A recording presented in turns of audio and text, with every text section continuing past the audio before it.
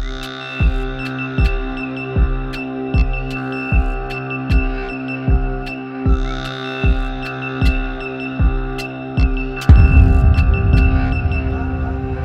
isn't just a prison, it's a message. A place so strict, so final, that stepping inside means giving up the outside world forever. No one escapes, no one is released.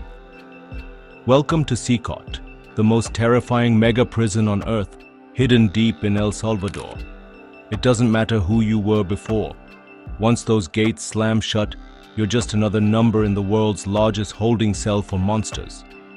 CECOT, short for Centro de Confinamiento del Terrorismo, was designed to house the worst of the worst. The facility sprawls over 410 acres, surrounded by layers of towering walls, electrified fences, and guarded by over 600 heavily armed soldiers. It doesn't just hold inmates, it buries them. Gang leaders from MS-13 and Barrio 18, whose names once terrified entire cities, now sit stripped of identity, stacked in silent concrete boxes. Each of them wore power once like armor. Now they wear white shorts, plastic slippers, and hollow stares. In here, titles mean nothing. Only survival does. Why did such a monstrous prison even need to exist? The answer lies in El Salvador's recent past. For years, the country held the title of the world's murder capital. Entire neighborhoods were no-go zones, ruled by ruthless gangs who extorted, kidnapped, and murdered at will. In 2022, President Nayib Bukele launched an unprecedented crackdown. He declared a state of exception, suspending constitutional rights and unleashing a wave of arrests. In just over a year, more than 70,000 suspected gang members were detained. Streets once filled with fear fell silent, and thousands were shipped off in the dead of night to CECOT, a place designed for them to disappear. Everything about CECOT is intentional. The double 3-meter interior walls, the 9-meter electrified outer fence carrying 15,000 volts, the signal jammers that block all communication for miles. Even the gravel pathways make noise underfoot to prevent stealth movements. This isn't just about keeping prisoners in. It's about removing every ounce of hope that they'll ever get out. With its own power, water, and sewage systems, the prison can run independently for a week in case of sabotage. And if anything goes wrong inside, riot suppression teams equipped with bulletproof vests, shotguns, and tear gas are trained to end it before it begins. So far, 0 escapes. 0 riots. Inside, conditions are deliberately harsh. Each of the 8 modules contains 32 cells, and each cell houses between 80 to 150 inmates. That's half a square meter of personal space per person, less than a coffin. There are no beds, only solid steel bunks, no pillows, no mattresses, no running water. A single barrel provides drinking water, 1 sink, 1 bucket for showers, and 2 toilets for everyone. There are no courtyards, no fresh air, no sunlight, just endless overhead lights that stay on 24/7. When the prisoners try to sleep, they use towels to cover their eyes from the constant glare. In this place, even darkness is a luxury.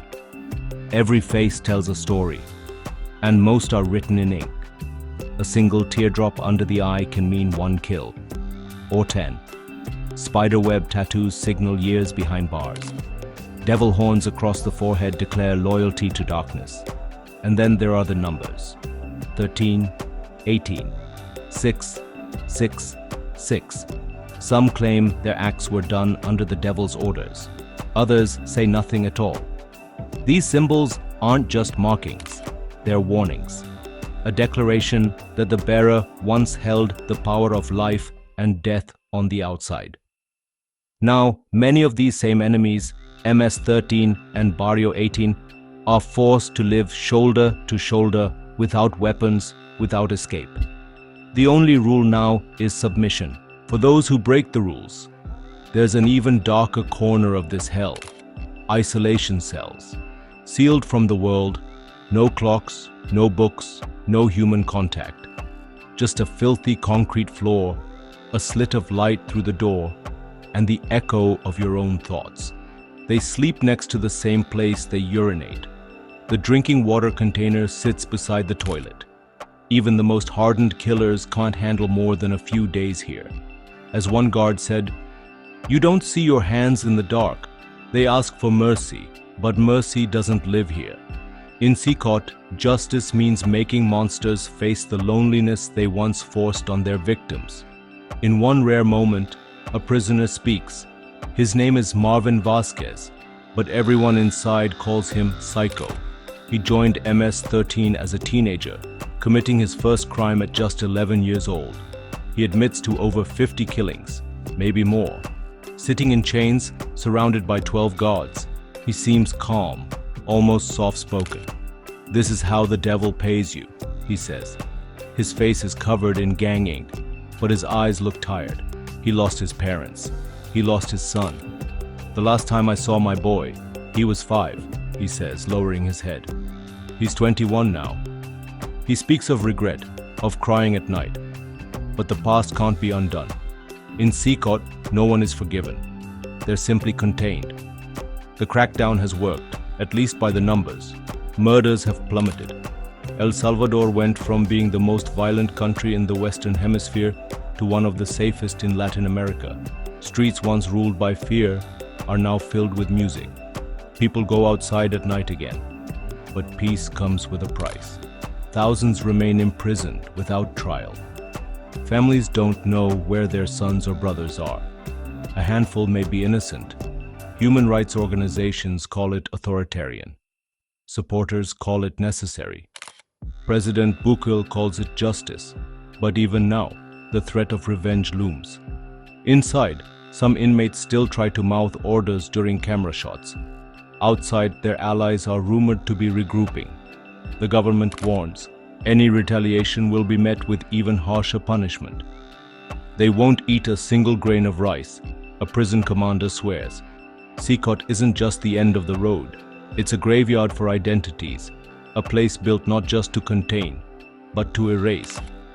These men once brought death and chaos to millions. Now they live in silence, stripped of everything except memory. And yet, questions remain. Is this true justice? Or has El Salvador traded one kind of fear for another? For now, the results are undeniable. But peace born from fear is fragile. And the world is still watching.